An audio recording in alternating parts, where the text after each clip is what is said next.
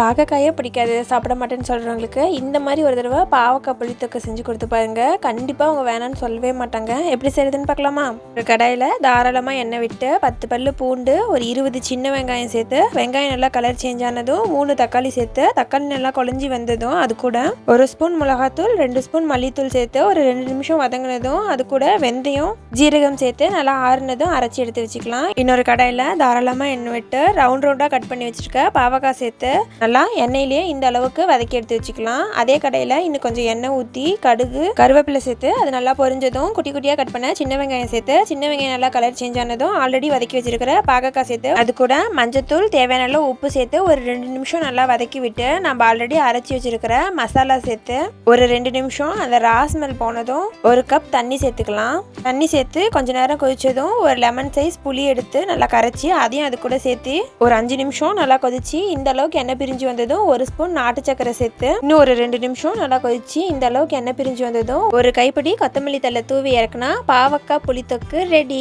நல்லா சூடான white rice கூட பப்படம் இல்லைன்னா வடகம் வச்சு ட்ரை பண்ணி பாருங்க. சாப்பிட அவ்வளோ சூப்பராக இருக்கும். கொஞ்சம் கூட பாவக்காயோட கசப்பே தெரியாதுங்க. இன்னைக்கு லஞ்சுக்கு என்ன செய்யலாம்னு யோசிச்சுட்டு இருந்தீங்கன்னா இதை ட்ரை பண்ணி பாருங்க. எப்படி இருந்ததுன்னு மறக்காம கமெண்ட் பண்ணிருங்க.